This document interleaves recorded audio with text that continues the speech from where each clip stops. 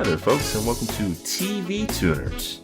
It's a television podcast for the true fanatics. It's a weekly dive in the latest in TV news and reviews. I'm your host, Swanson. With me, as always, is my co-host and big mummy who's ready to kick some tut, Stairmaster.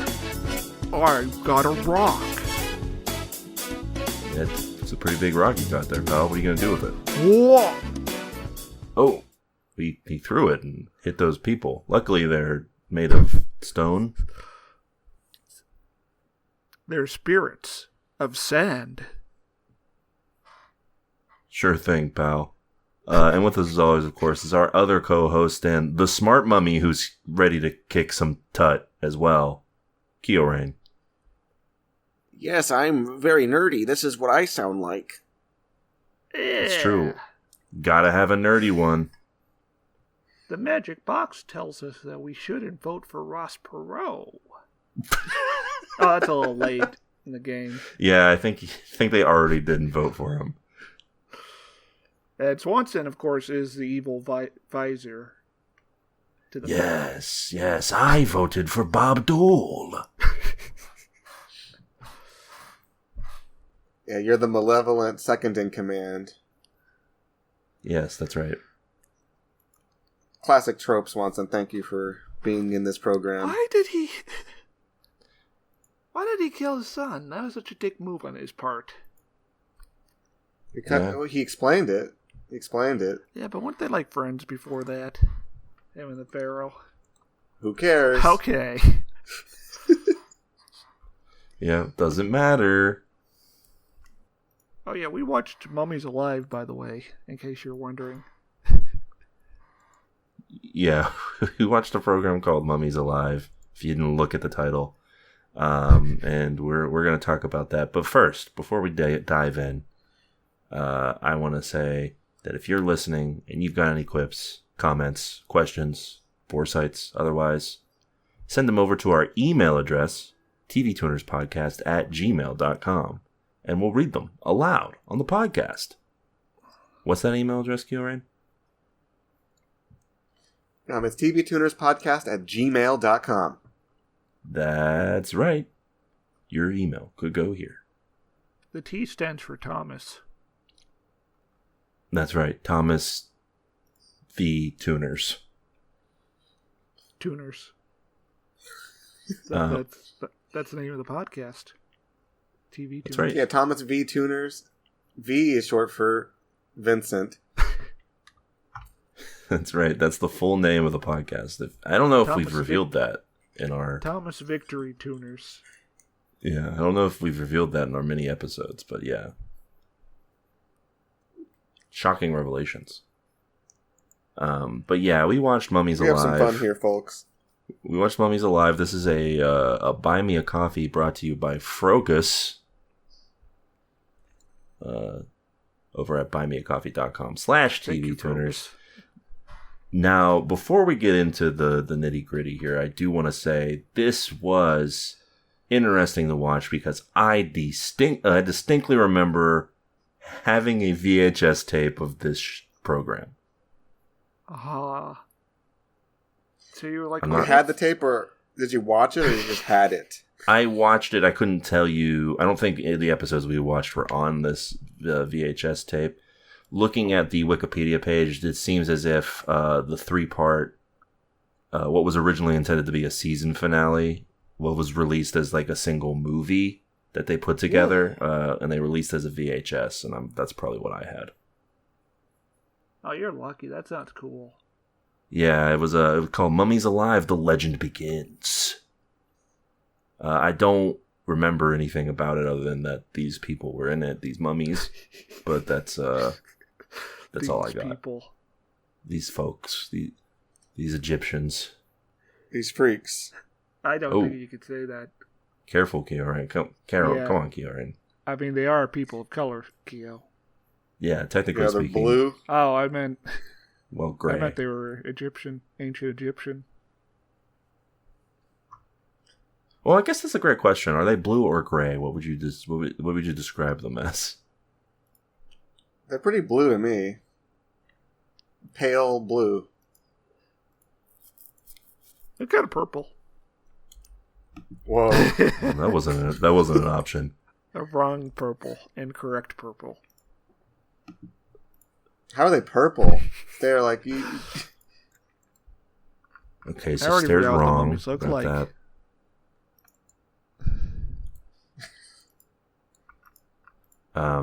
You get your eyes checked, buddy. The co-creators of this show, interesting fact, the co-creators of this show were the two head writers for the third season of Gargoyles, Disney's Gargoyles. Why only Which, the third season? Yeah. I'm assuming they left to make this. All right. How many seasons was Gargoyles? 4? I think the 4? third one was when they got canceled the first time. Oh, looking it up, the third season is the last season. So they came in and they just, like, ended the show. Yeah, and judging by this one, I can kind of see how. Oh, wasn't the Ooh, third season uh-oh. like they just brought in new people to write it and they took out all the cool storytelling and whatnot? Yeah, I think that's right, but I don't know a whole lot about. I don't remember a whole lot about Gargoyles. I don't either. Yeah. I remember watching Gargoyles and just thinking it was kind of boring. But I don't know what season that was. Could have been season 3. Yeah, I share this because it's pretty obvious that the two shows have a lot in common in terms of plot. Yeah, there's guys who are frozen and then they're not. Right. They're fighting like a wealthy immortality guy. And then they're like, what's going on here? I don't understand what's going on in this society. Yeah. What's this? Also, like the Gargoyles, there's the leader, and a big one, and a smart one, and a woman. Good point, yeah. This is plagiarized. But anyway, let's get into it, huh? This first episode is called Rah, Rah, Rah, Rah. How long do you think it took them to come up with that one? Probably like a good half hour. Now, see, I would have just titled it Pilot or The Adventure Begins. Yeah, something. Is there even a title something card? to hook you. Yeah, they did have a title card in this, I think. Oh, that's even worse. That's not going to tell you anything.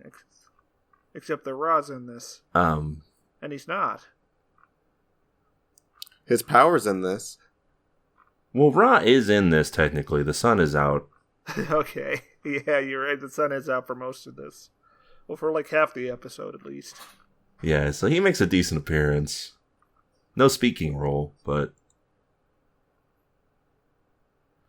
we get a good 90s style intro here. This is peak, like, late 90s intro. This lyricist is clearly You mean struggling. Where the intro, like, tries to explain the story very verbosely. Yeah, he's like, Yeah, but once upon a time, there was this kid, and this kid was doing this. No, did you notice the line where it's like, Philadelphia, whatever his name is, discovered a secret this year because he needed to fill in for space? Yeah, it's You not... didn't need to specify that, my guy. Listen, I'm not going to say it's a well-written intro, but the part where he says, he has the mummies, does slap. It does sound like a theme song that's trying to like sound like a Nine Inch Nails song, which is odd, but more power to you. Also, this is very clearly animated by a Japanese studio. This intro. Yeah. I'll just say that this intro, despite explaining the premise of the show, I couldn't really understand what he was talking about. Well, Keo, do you want me to recite the lyrics to you? I have them up. Yeah, recite them for me, so maybe if you speak them to me, I can absorb them better. A little boy named Presley found a secret out this year. Which is what Stair was talking about. Which is an odd way to phrase the sentence. Alright, go on. See, I'm already just confused. as a sentence that's 1999. weirdly structured. that he was once a pharaoh when Egyptians ruled the world. Yeah. That's false. Yeah, that doesn't make any sense either. And now some sorcerer named Scarab is trying to get him day and night. I guess that part's true. So he found out he was a pharaoh. What does that mean? He's not a pharaoh, though. He never became the pharaoh. Yeah, and now some sorcerer is trying to get him. Yeah. But Presley has 4 guardians to protect his very life. Okay. He has the mummies from 1525 BC. I got that part. That part made a lot of sense to me. He has the mummies, and they said that several times. They reiterated it for me. He has the mummies, protections for the new Ramses. He has the mummies. They're hanging by the Frisco Bay. It's true. He has the mummies, protectors of the world today. That line, they're not really the protectors of the world, right? Oh, I mean, I'm assuming they must escalate the story to where Scarab is threatening the world, I guess, right? I guess, yeah. And then they sort of just repeat that chorus again and say, "Mummy's alive" at the end. Okay, I think I understand the story now that you've spelled it out for me, so thank you. I was really confused. Yeah, anything I can do to help, that's what I'm here for. Thank you, Swanson. Yeah, so this episode opens with a British guy who's up to no good. He's doing regular British things like ransacking someone else's property. Yep. Everyone is asking him not to go into the cursed pyramid, the cursed tomb. And he's like, "I simply must." Course. Yeah, he has to go in there. I can't help it. He immediately gets grabbed by the ghoulies when he does. Yeah, the ghoulies are in there. And that sets up something? Why did this scene happen?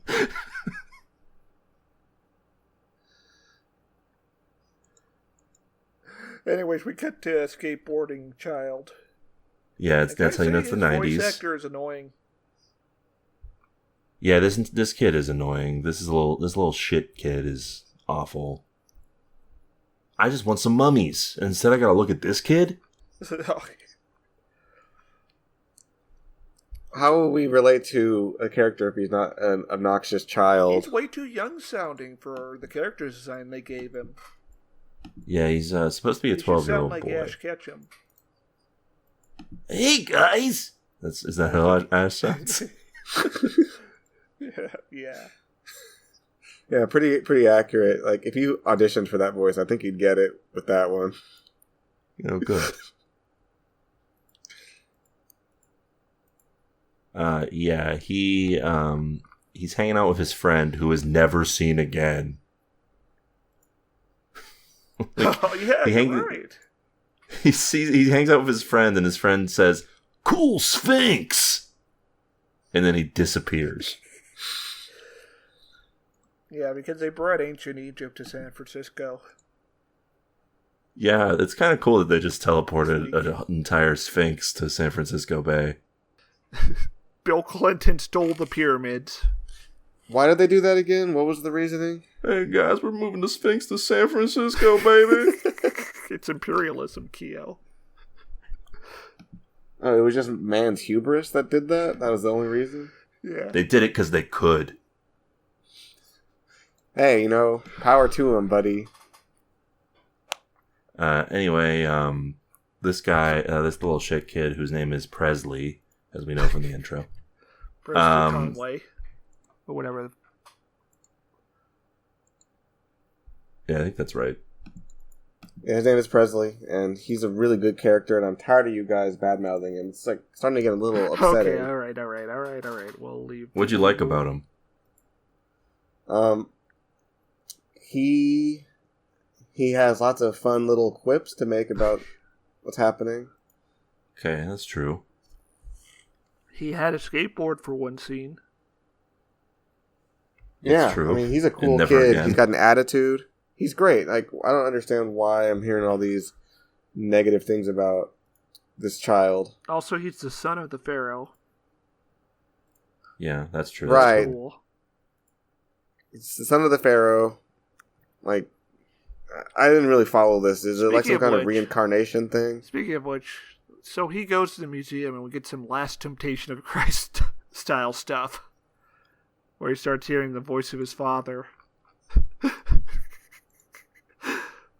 Oh, okay, yeah. And he thinks he's going insane.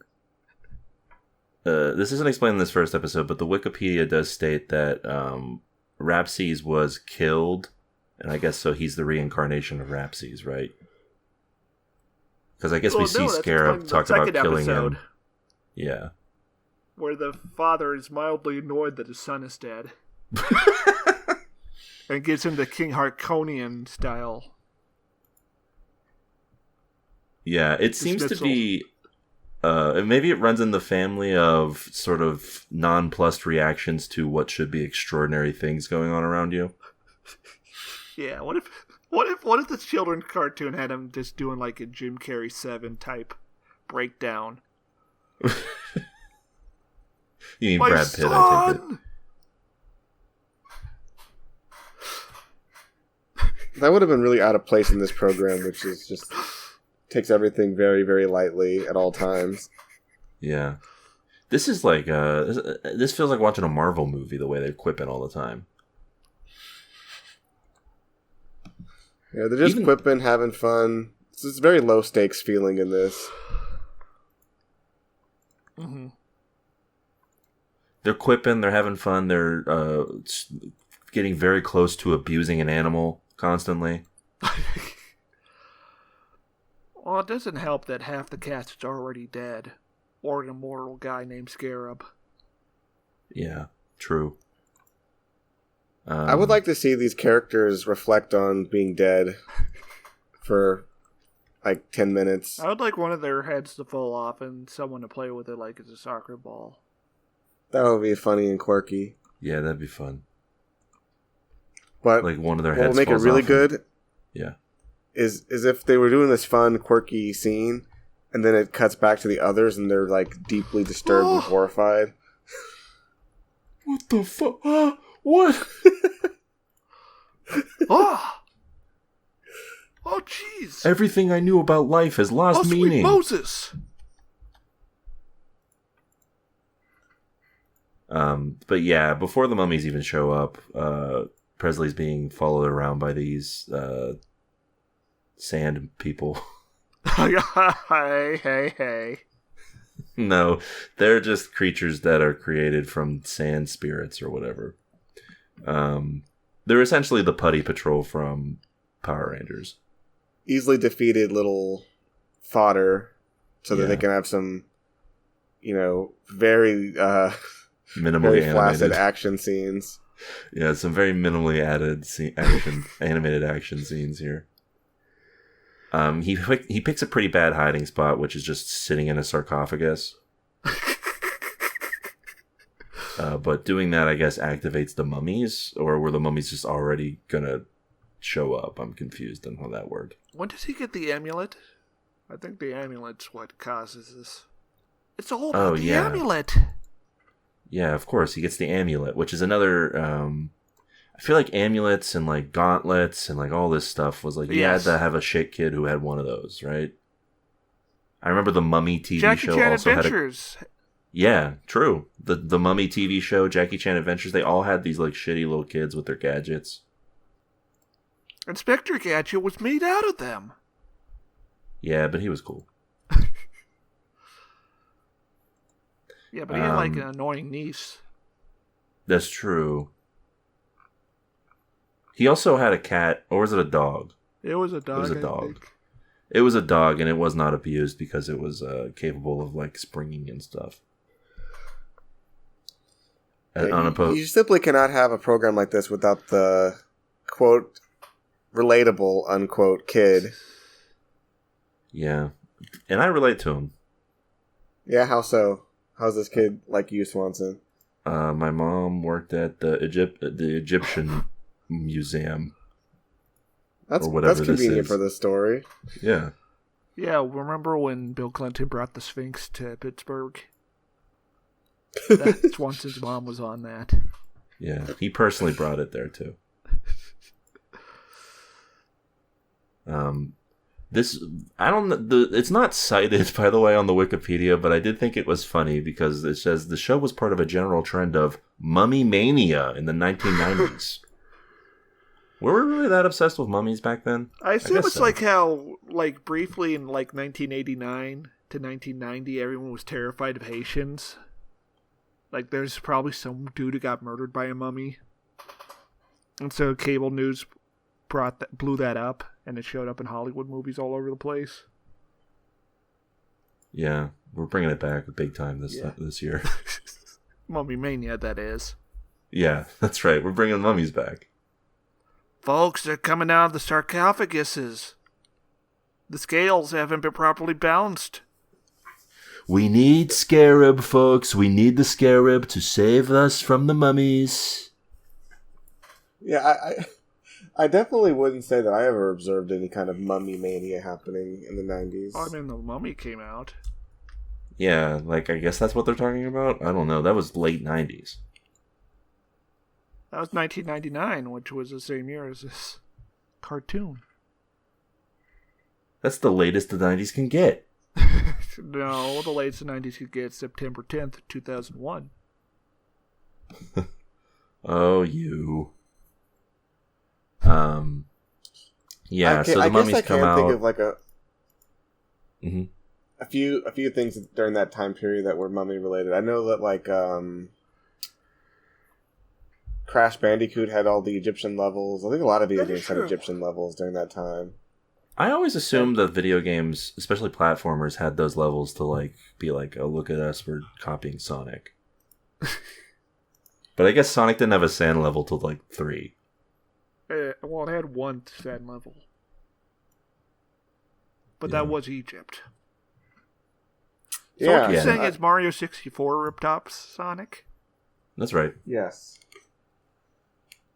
Maybe there was just some trend that we just weren't really very aware of because, it just seemed normal. But I guess, like, since then, I've seen less Egyptian content and material, so maybe there's something to this mummy mania concept. We need to bring it back. Yeah, mummies, it turns out, are not like an eternally fascinating concept to children, like dinosaurs or something. We gotta get NBC to air JoJo Part 3 or something, There you go, yeah. That was 80s, though, right? Well, it's mummies. But JoJo was 80s, right? Yes. Yeah, though they can mummies back. They can start with the mummies, and then they can move to Diamond is Unbreakable, which is the 90s. Oh wait, there's no mummies in.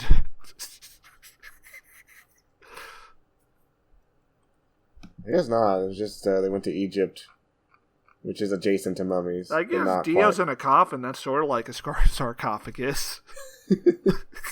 Yeah. I guess you got to go back and start with the Pyramid Men and then go from there. I guess we got to go back to the past to play the shitty games and suck ass.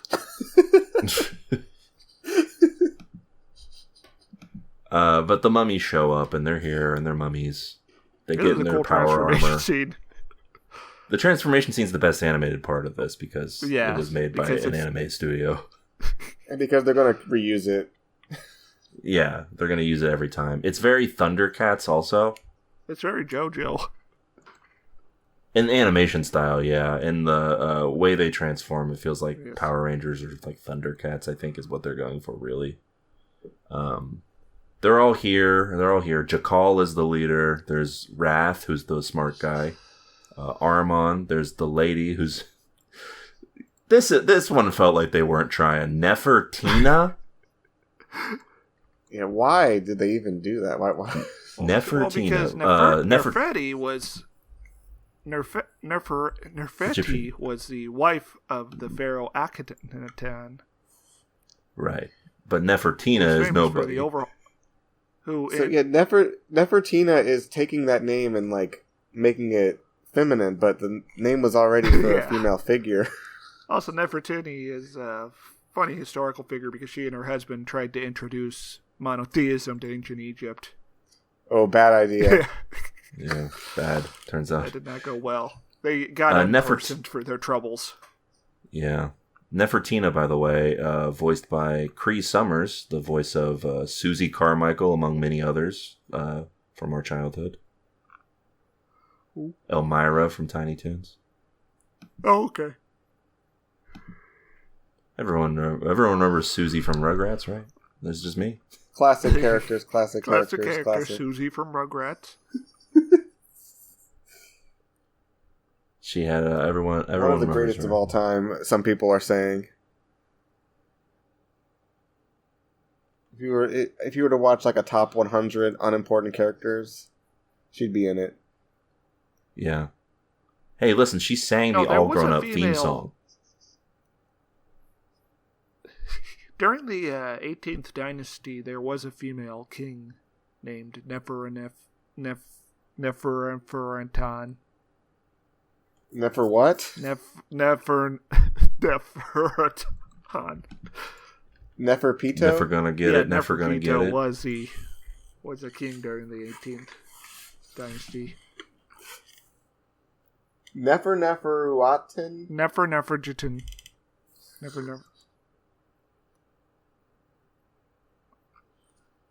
We gotta figure Egypt, this folks. out before Crazy we can move place. on. So yeah, they show up, they beat these guys up, and they're like, "We're here to protect you, but first we must leave."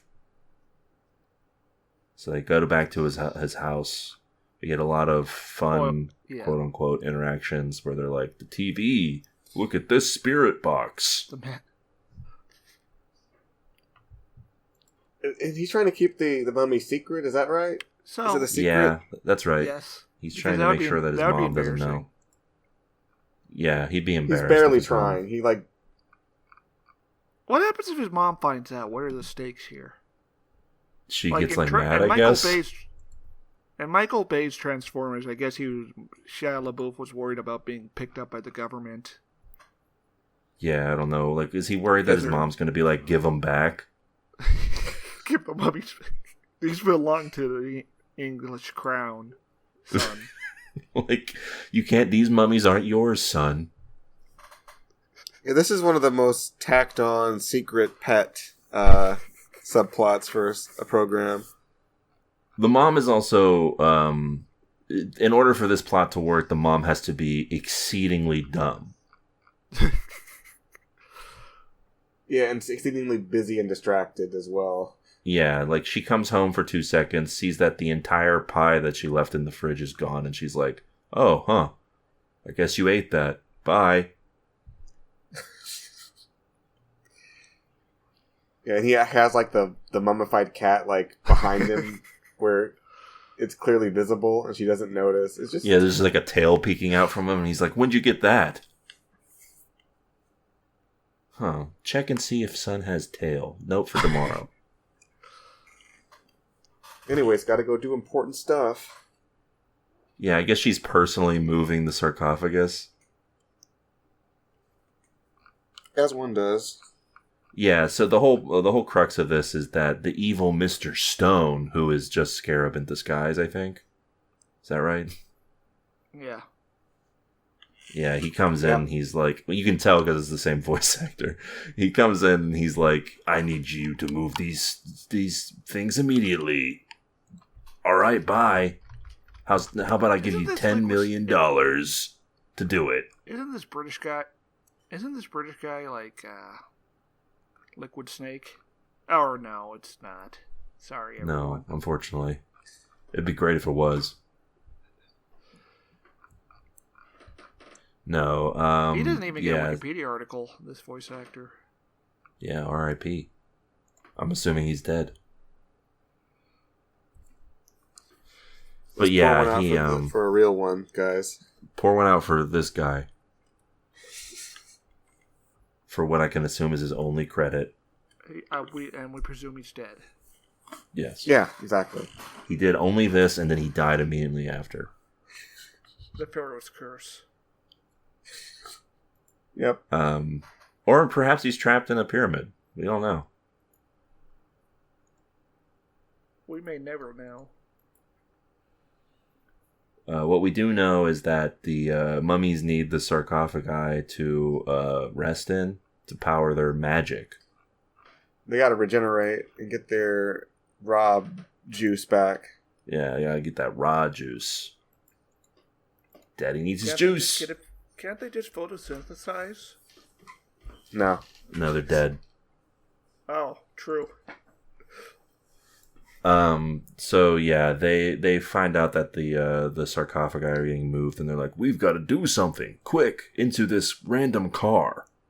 So this is where we get the action set piece that's all over the intro. Yeah.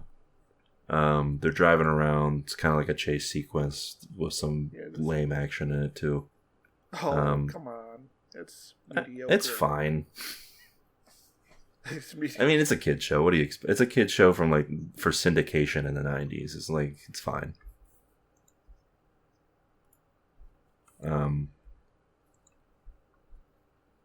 Yeah, she learns to drive pretty quickly, so good on Nefertina. The whole thing is that she pretended to be a man so that she could drive the chariot. Yeah, this scene, this was supposed to be shocking, I guess, even though she's pretty clearly a woman from the jump. Yeah, her friends were just like, "Oh yeah, okay, makes sense." Moving on. They weren't stunned at all. The big one was like, "No wonder she never bathed with us." You think? But her name is after the female pharaoh, Nefertiti. So yeah. They always thought like that's like the Nefertina was just like a fun little play on that. I don't know. Are kids gonna know who Nefertiti is? No, that's why they can just. Okay, so before we get questioned by the Mummies Alive faithful, I guess everyone was calling her Nefer. So she just added the Tina on after she revealed she's a woman. Yeah. So yeah, they battle it out. Scarab shows up and he's about to capture Presley, except for listen, it always gets you. There's a bridge, and he slams into it. Classic. Yeah. Happened to me once. Yeah, how'd you feel afterwards? They had to make you into a mummy. Yep. Yeah, that's the way I am. I'm an undead creature. Huh. All right.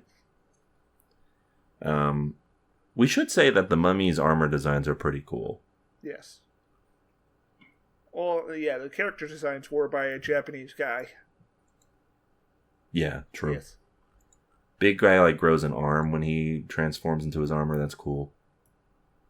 Anyway, yeah. So this first episode kind of just abruptly ends after this, where they drop him off at home, and they're like, "Don't worry, we're going to find a place to stay." And it's just the Sphinx, which is that's a good home for mummies if you get it. If you think about it.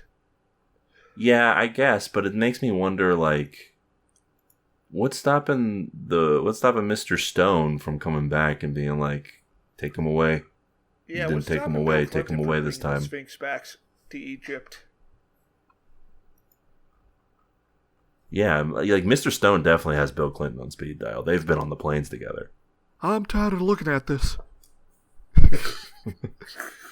Yeah. That's the end of the first episode. The next episode we watched was technically, I guess, the third episode, but on the playlist on YouTube, it's the second. So who cares? And we get we open with the. Yeah. No, you sorry. I'm sorry. It's called Back to the Future. No, I just wanted to say it was called Back to the Future. That's all. So we get a flashback to ancient Egypt times where Ramses is like, "You've killed my son. How could you have done all this? The floors we can talk about mercy after you scrubbed all the floors in Hyrule. Take him away." Yeah, he's like I don't even think does Rhapsdy's announced that he killed his son, or is he like, or is Scarab come out and say your son is dead?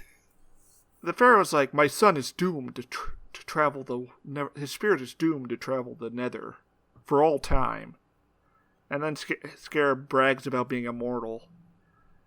To which the Pharaoh replies, "At least when I'm in my tomb, I'll be dead. Guard, seal him." That's Scarab. We get a classic. No. Yeah, he gets a real Darth Vader in here. He gets thrown in there, and then he wakes up in the middle of the night, and he's like, his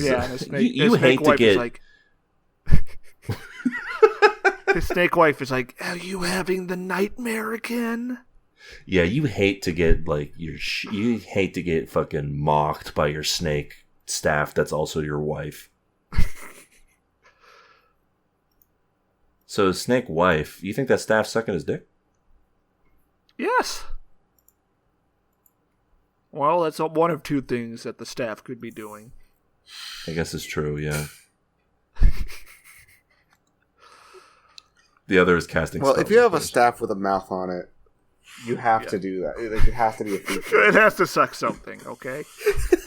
Yeah, what else is the point? It's talking, it's making remarks, you know. Listen, if it can talk, it can suck. That's three things the staff could be doing. It also has the ability to spit fire, so maybe, you know, you wait until after it exhausts that power before you let it, you know, go to town. Anyway, he's like, "Yes, I had the dream again. Even the bad guys have nightmares." And he decides that it's time for him to cook up a new scheme. His scheme consists of him conjuring up some Egyptian spirits, and they're just going to go on a camping trip. They're going to follow this kid on a camping trip. Yeah, and one of them looks like Beerus the Destroyer. Yeah, and another one looks like... So my expectations were very high.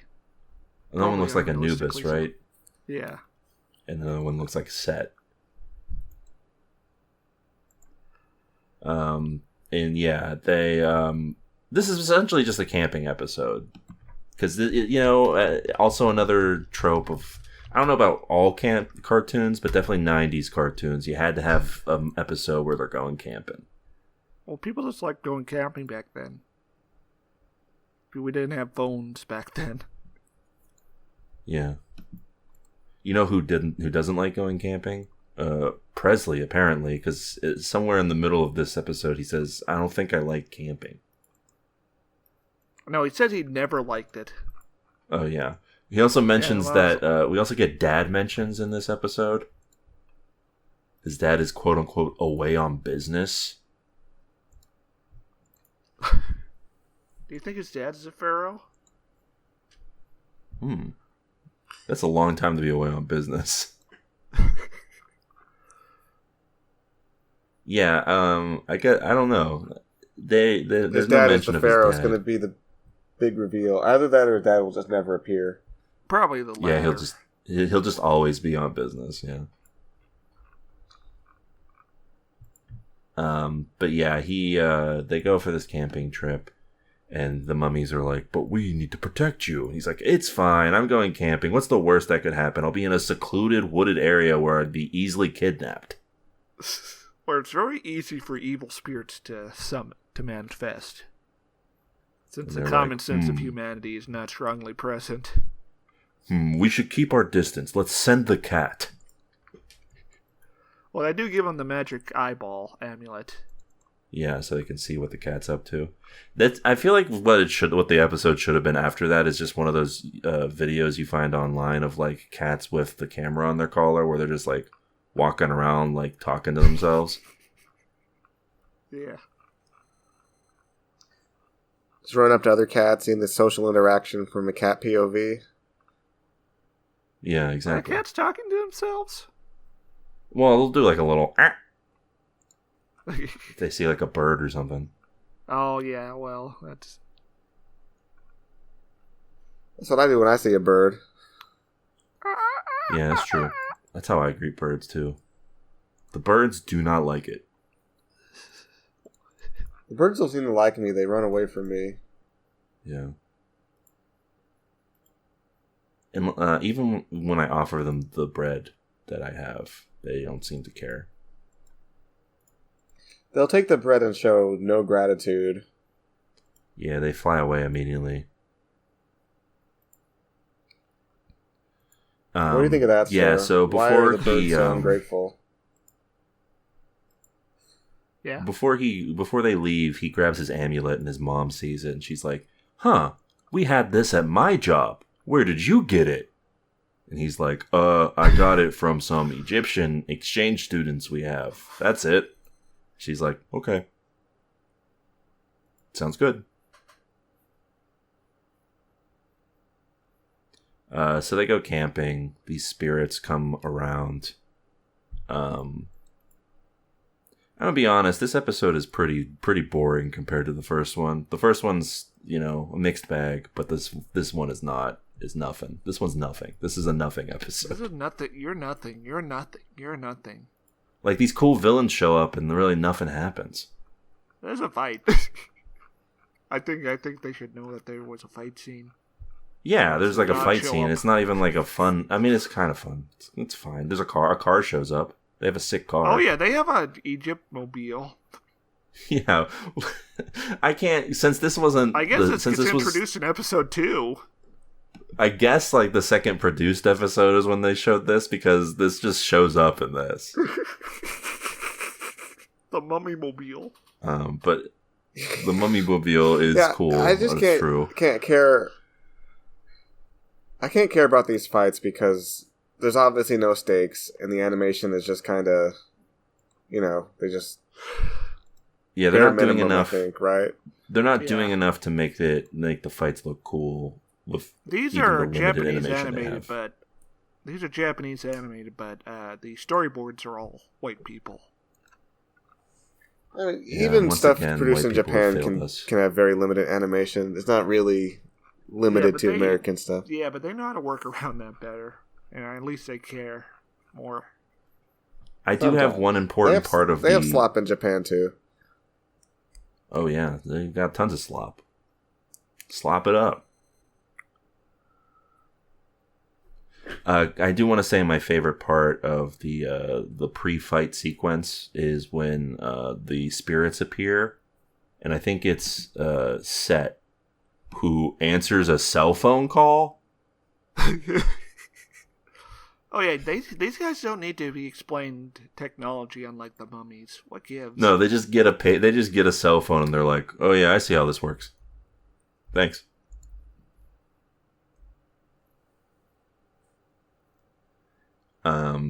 Yeah, the cat also transforms for the first time in this episode, at least for me, or for us.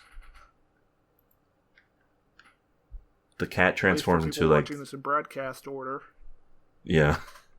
The cat transforms into slightly bigger cat. It turns into like a weird... I guess it's a panther. Yeah, I guess. Thundercat, or like, not Thundercat, Battle Cat, this is not. Like... Yeah.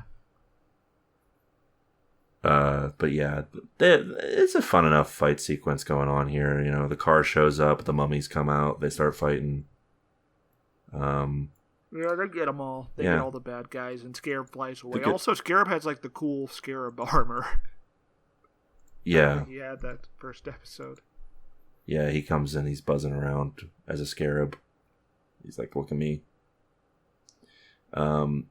This is the part where at the end they just start going balls to the wall with the puns here.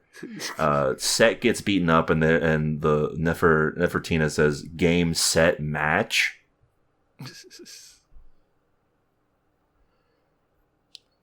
Yeah, they're really graceful with making these puns, like mixing them with their mythological figures. When Anubis is the last one to go down, and Scarab says, "Looks like this plan is for the dogs." When even the villain is quipping on this stuff, like this is getting wild. The villain's like, "My plan sucks," actually. I like that he's self-aware, that he has the capacity to analyze his mistakes. Yeah, good on him, you know? Yeah, we need more equipping pure evil villains. But yeah, he loses again and flies away. This is a very weird ending to this episode, which is that, or at least for the mummy portion, it's a very weird ending, where the mummy leader is like, "You must never leave my side again." That's a bit toxic. Yeah, strange. Yeah, you gotta give me some space, bro. Presley's like, okay, yeah, I guess that works. You can be my father figure. I don't see a problem with that because I'm only 12 years old. And so he goes to, and this is the kicker for me. This entire fight is happening, and the mom is supposed to be asleep the whole time, Yeah. And they're like right outside the tent. Yeah, was this a joke or was it them being lazy? What do you think? Well, it could be if the two mom things. woke up, then she'd have to acknowledge the existence of the mummies. Yeah, and that can't happen until. I'm just saying, well, is the mom's certainly not. obliviousness played for a joke, or Yeah. is it just like they didn't want to bother? It's a joke, but it's also because they didn't want to bother. They're not going to reveal that yet. They're going to keep it a little secret for reasons. And so she wakes up at the end and she's like, "Oh boy, he's sleeping still." That's the end of that episode. It's literally a nothing of an episode. It's like someone was like, "Oh, I don't know if they go camping," and everyone's like, "Okay, yeah." Like the most interesting part of the episode is a flashback. I guess there's like supposed to be a lesson to be learned, but it's not a very good one. And Is even the there? show didn't Oh, see, that's what I'm saying. It's barely noticeable that I guess the lesson is he shouldn't leave the mummies behind. Oh, okay. I But guess the that's a show, lesson. the handling of it Okay. is so ephemeral. The lesson for any camping episode for me is to never go camping. Yeah. What if the mummies had to fight Jason Voorhees? That would have been sick. Oh, yeah. How would they fight him? You know, like how Well, do you like even fight? he's like he starts off as a regular guy, but then he gets like cut in half. He gets like chopped to pieces. He starts growing bigger, so they have to use magic to like vaporize him. Yeah, mummy that'd be magic. cool. Mummy magic, yeah. Now there's an episode. But yeah, that's pretty much it for the mummies, and all of their mummy powers here. What did we think of these two episodes here? What are our final thoughts? This was pretty mid. It's okay. I think if you're gonna watch something from 1999, you should watch Turn of Gundam instead. When you think Yeah, about it, the Turn of Gundam is sort of like a mummy. You say 99, this is 97. Oh. Oh no. Stare, how could you forget 97, the height of Mummy Mania? Mummy-mania. I guess you could watch G Gundam. That had an episode with the Mummy Gundam. True. We all remember that, right? Yeah, this... Of course. Definitely. The Mummy Gundam. Yeah, I remember the Mummy Gundam, of course. Saiichi had to conquer his fear by defeating the Mummy Gundam. Yeah, they were just trying to cash in on Mummy Mania in this program. Yeah, and obviously we knew that before we read the Wikipedia, before I revealed that info. I mean, it's so obvious if you look It at was the plainly intro obvious. that they're trying. The Mummy.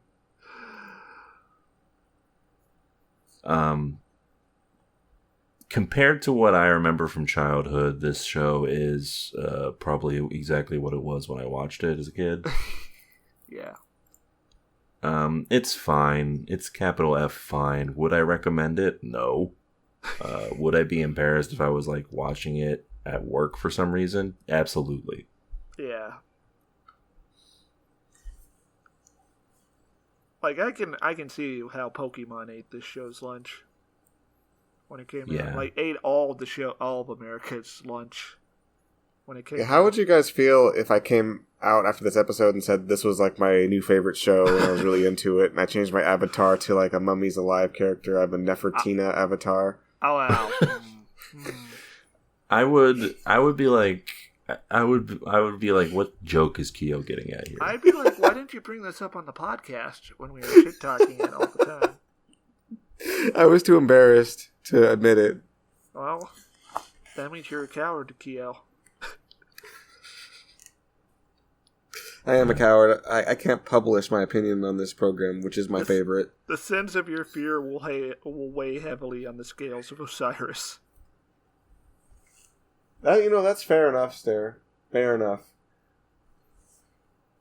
Wait, would Yu-Gi-Oh part of Mummy Mania?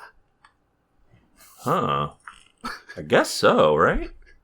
What's going on? We need to research Mummy Mania.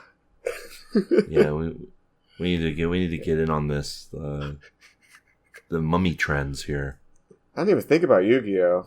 When did Yu-Gi-Oh come out? Like in the U.S.? That was like mid-90s. It came to America in like 2002. Yeah, that's right. So I guess it was on the tail end of Mummy Mania, like the last little bit of mummy energy was channeled into Yu-Gi-Oh. The last hum of money of Yu-Gi-Oh was Mania. serialized between September 1996 and March 2004. So yeah, it's mummy time. Yeah, Mummy Mania. We're learning a lot about popular culture here. Yu-Gi-Oh! The original comes out. It comes out in Japan in like a couple months after this. Yes. That's crazy. So yeah, Mummy Mania, global phenomenon running wild. Although it really wasn't about mummies, it was just more about Egypt, I think. Yeah. Well, he was a pharaoh, close enough. It was mostly about a card game that is not strictly related to Egypt, but also does have a lot of elements. We're going to talk about the fact that the pharaoh in this show was kind of white. Well, he had to spend a lot of time in a pyramid. No, I mean the pharaoh. Oh. He was Mediterranean, I think, at best. He's like Lex Luthor. Well, listen, Stare, you can't listen. We can't be having that on TV in the 90s. They can't have a black pharaoh? Historically accurate? That's right. No. Period. Bill Clinton wouldn't allow it. Oh, you're right. People will get upset seeing a prosperous black leader. Yeah, the Cosby Bill Clinton would have called them up and been like, "Hey man, we can't be having that on here. You understand? You understand the slim margins I got? You can't have that. That's unacceptable." So yeah, we tuning in on this one, boys. I'm tuning in on the concept of Bill Cosby as a pharaoh. If you get Photoshop, make that happen. Okay. Yeah, you killed my son. Anyway, I'm tuning out. There's better stuff to watch. I'm tuning out with apologies to Frogus, just because it felt like I didn't care about this. I didn't really care about this. It's better than Fat Dog Mendoza, that's for sure. True, better than Fat Dog. Better than that. More coherent than that, for sure. Did I tell you guys about how I fell asleep with Fat Dog Mendoza playing on YouTube and it got into my dreams? Oh, God. I'm shocked you survived. Well, what happened? Was he chasing you in the catacombs of your mind? It was like a fever dream type situation where I wasn't able to comprehend it, and the show's a fever dream, so it was like... Ugh. Deeply damaging to my psyche, and I'm probably never going to recover from that, honestly. What do you think the Mummies would be up to? Like, how would the Mummies react to seeing Fat Dog Mendoza? I don't think they Probably would have worship the frame of worship Fat reference Dog. to understand. Yeah, I think they would seal Fat Dog Mendoza in the sarcophagus. As they should. Like to venerate him, or because they don't want him. They want to get rid of him. And it turns out the sarcophagus is like too small for him. He breaks out of it because he's fat. Isn't he too? Yeah, isn't he way too powerful to be sealed like that? He like Wait, eats was the Fat Dog sarcophagus. Mendoza powerful in his program? He ate a or lot was of he things weak? with I like his forgot. big mouth. And in the comic book, he was the Pope. That's pretty powerful. Yeah. Well, that is pretty powerful. Anyway, that's a tune out for me and for Stair. Keo? Yeah, I'm not tuning in on this. Tune out on Mummies Alive. So it's not going to be your new favorite show. You're not going to come in with a Mummies Alive t-shirt on. Yeah, I'm not going to switch my Discord avatar to Nefertina after this. Like a few minutes after we're done recording. Okay, makes sense. You're not going to be updating the GeoCities page that still exists for Mummies Alive. No, I'm not going to start a... Wait, what is that website where you like do a petition online?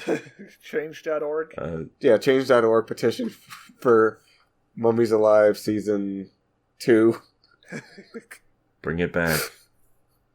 Return of the Scarab. All right, well, in that case, it looks like this is a tune out for Mummies Alive. And that'll about do it for this week's episode of the show. This was a Buy Me a Coffee episode. You can buy us a coffee by going over to buymeacoffee.com/TVTuners. A single coffee gives you a single episode about anything you could wish for. For instance, Frogus bought us one coffee to talk about 2 episodes of Mummies Alive. You could do that. You could do an hour-long show that we'll watch an episode of. An anime, we'd watch 3 episodes of that. The choices are limitless. And that'll about do it. We'll be back next week with more TV goodness. Until then, keep watching. Bye. It's over. I can't get back to work on my pyramid. Oh, man. I was going to do a TV Tuners Fact of the Week where I was saying that in the Arizona desert they're constructing a pyramid where you're going to be entombed, but you just got ahead of it, so I guess there's no Fact of the Week this week because you went ahead and ruined it.